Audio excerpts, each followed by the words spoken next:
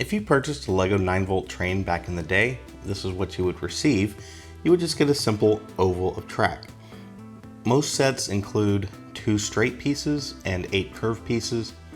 The only exception to this rule that I could find was a 4511, which only had just a circle of track with no straight pieces included.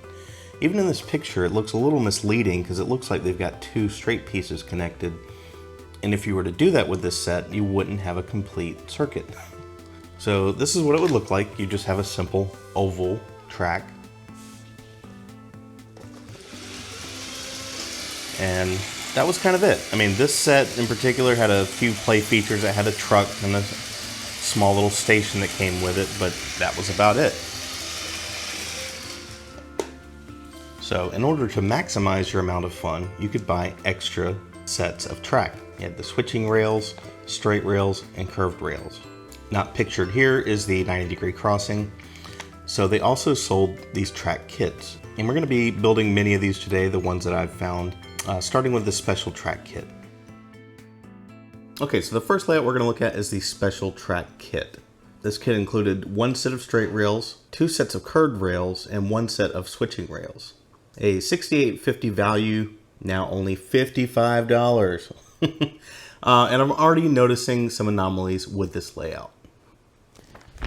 So here it is built, and you'll notice we have some extra pieces. This is actually a full set of curved rails. This is 8 pieces here. This is all extra from the oval that I started with. And something else, if we had started with the 4511 layout, we wouldn't have been able to build this because we would have been short 2 straight pieces. I won't be surprised if that comes up again for future layouts.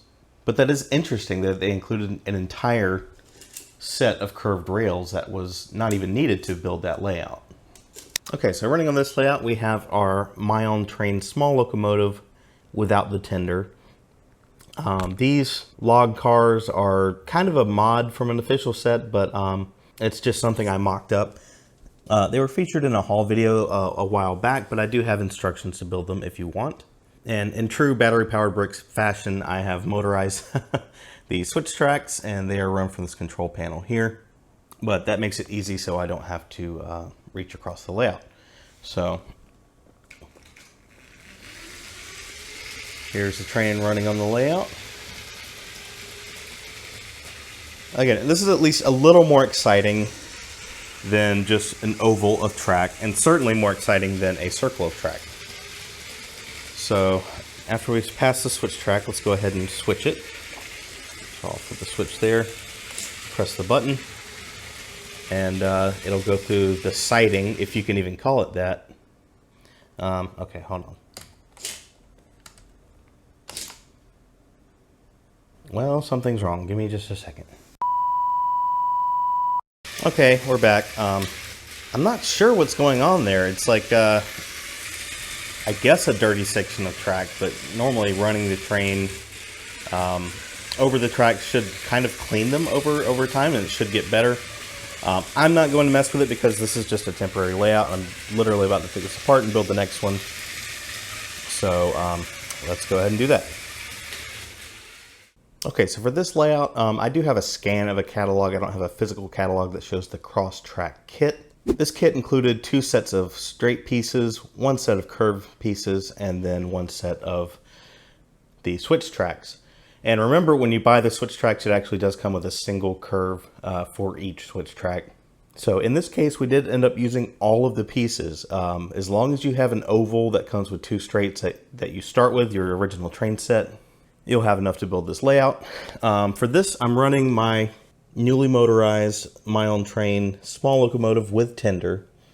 And I'm finding out that this tender likes to bounce around a little bit, especially when you're going over switch tracks or the 90-degree crossing. So I might end up throwing a weight brick in there or something. And then behind it, we're pulling 3 of the Mion train hopper wagons. And all of the Mion train stuff, I'm using some modern parts, and I do have videos showing how I parted all those out.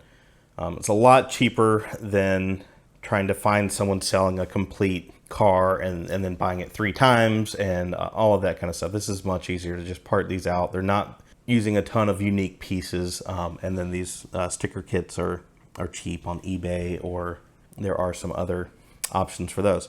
Let's get the train running. And this is one, I had trouble with this back section of 9-volt track. It was just kind of sputtering as it went through there.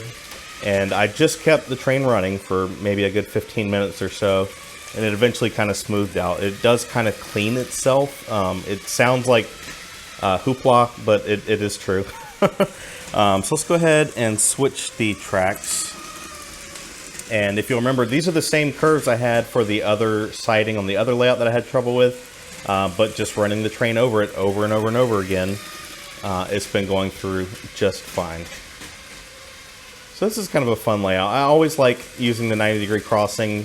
This is the only layout in today's video that we're going to use it. So yeah, that's it for the cross-track layout. Okay, so now we move on to the Deluxe track kit, featuring 3 sets of straight rails, 2 sets of curved rails, and 2 sets of switching rails. So all of those together would cost you $120.93, but you could buy the kit for $107. So this is what it looks like. You basically have a loop, and then you have another track that runs around, I don't know what you'd call that, a spur loop, something? I don't know terminologies. And then you have 2 sidings. It used every piece of track except for, oddly enough, 1 straight piece that I had extra. As long as I've done my math right, I mean, I literally set all the pieces aside for the initial oval and then the packs of tracks that you would have. So I guess we can just plop this down here and extend this out a little bit. It actually has 2 curves in it to use those up. So we can pull our train out of the siding. And I'll leave that switch in the same direction because it's actually tied together. Both of the sidings are tied together. They could be separate, but just to make things simpler, I did it together. I haven't shown this before, except, well, I did show a picture in Discord. This is my latest switch track control panel. So this can do 4 individual switches, and of course you can tie switches together. So again, I've got number 1 is actually going to this switch and that switch because it makes sense to tie those together. And I just tied the 2 sidings together to make things easier. So let's run around here. We will flip the switch to go to the other track, and let's go ahead and back up. I should already be in the right position to go to the siding and pick up our other cars.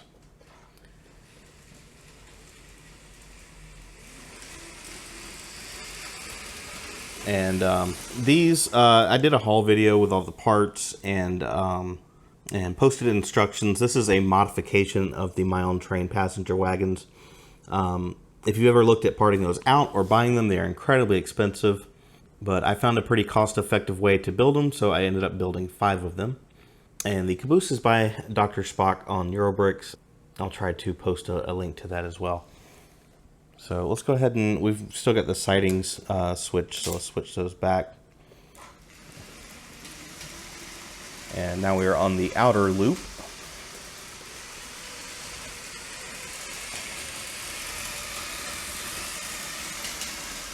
And if we go ahead and switch this now, it actually will cut power to the train. I've kind of explained that in other videos, that as long as you flip both switches to the other position, it will cut power, at least to one of the rails. I think one rail is always live to stop the train. So it's very handy if you wanted to.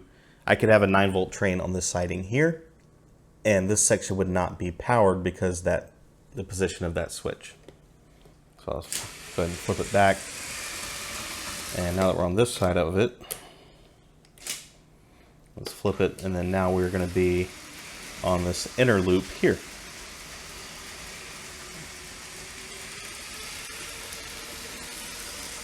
So out of the layouts we've looked at so far, I think this is a lot more fun. Like, you know, you can store your locomotive there and store your cars over there. and you know, do a little bit of shunting, you know, moving cars around. So that's what makes it fun to me, especially if you go the extra mile and do the remote control switches and all that.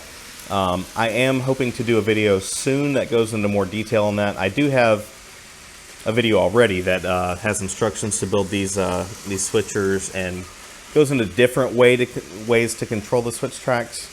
But this is my preferred method right now. You don't have to mess with IR communication with the power function system. There's no Bluetooth. There's no any of that crap. You just run wires wherever you want to go and do it. And of course, I make my own wires custom, and the converters to go to the power functions plugs. And then those motors are the $4 cheap motors you get on AliExpress or eBay or anything like that. So that's it for this layout. The next one is going to be gigantic. I hope it'll fit in the living room. So I guess if I don't cut to another segment saying I couldn't build it, I'm going to try to build it. All right, the ultimate track kit. 5 sets of curved rails, 7 sets of straight rails, and 3 sets of switching rails. They are not kidding. Measure 6'2" by 8'3". Add over 45 feet to your existing train, so I'm assuming that's the original oval track that you would have, and it does use every single piece. So this would have normally cost you $240. You can get it for $199 in the catalog special. I wonder how many people ordered this. You know, it's a lot of track. It's a good deal if you're looking to get a lot of track, but how many people actually built it? And I can't even get the whole thing in frame. I set up a couple other cameras, hopefully if I need the other camera angles.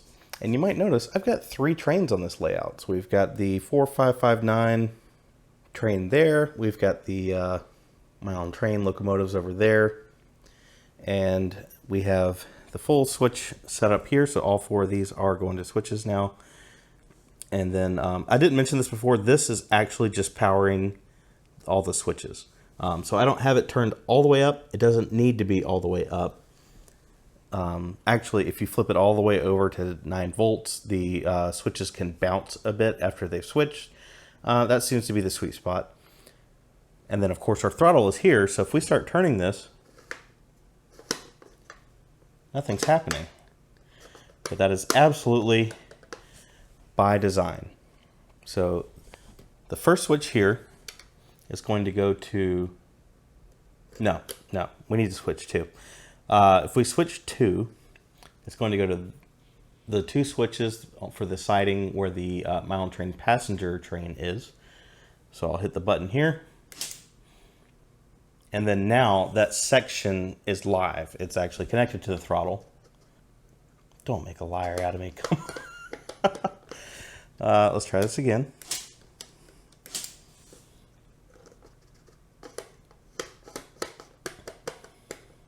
You know what? I figured it out. I need to flip 1 as well. The first switch switches this switch and the switch over here, and that's for the inner and outer loops over there. What we need to be on the outer loop to have power to that switch to go to that train, and that's exactly why it is powered on this specific corner.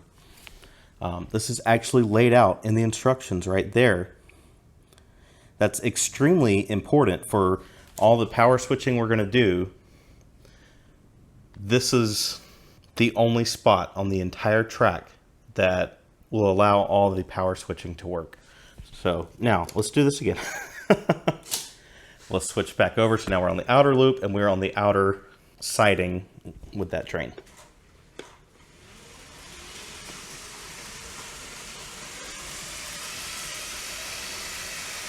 So this is the full outer loop.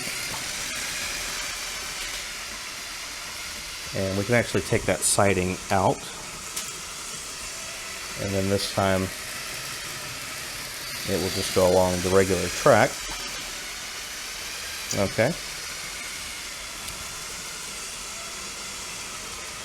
Now let's do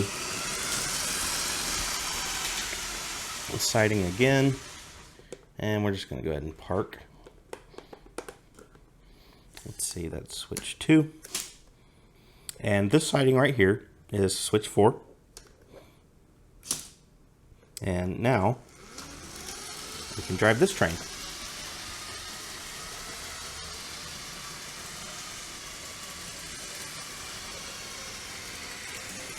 We can switch to the inner loop.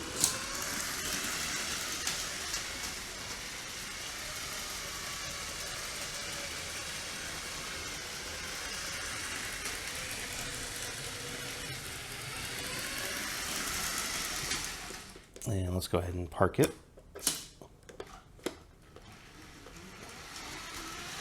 Whoops.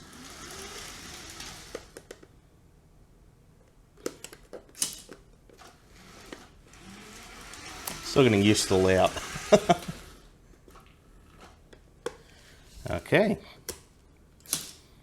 So, you know, Lego didn't have not automated, but automatic, you know, switches like this for anything past the 12-volt system. But I still think they had in mind that you could have both of those switches switch to the inside, and they knew that you could park a train there and you could run another train around the layout. I have to believe that's why they've set this up this way. You could even park a train on the, like maybe the inside full loop and then run a train around the outside. That's an option too. Let's see, we can flip 3 and we can take this guy for a ride.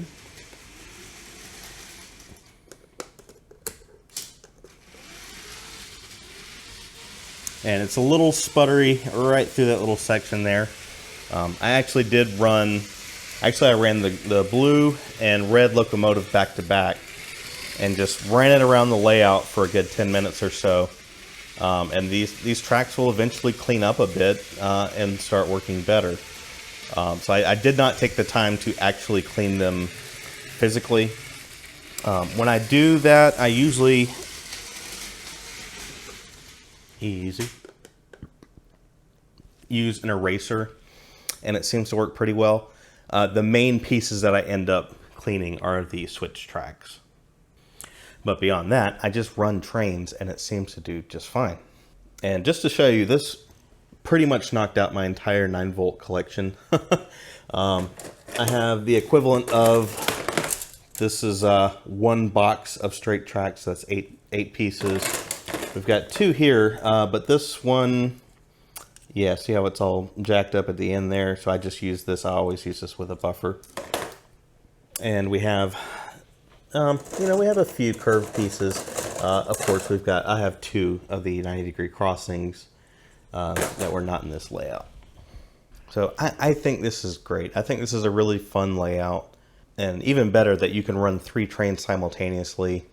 Well, not necessarily simultaneously. You can have them all on the track at one time, but only run one at a time. That would be the only way this could be any better, is if you could have 2 running simultaneously. But I mean, I can see why that wasn't a priority. Just a big train layout like this, you can use with just one train and have a lot of fun with it. So again, I do plan to do a video on the switch track control panel, and I'm going to show a few other methods that you can use.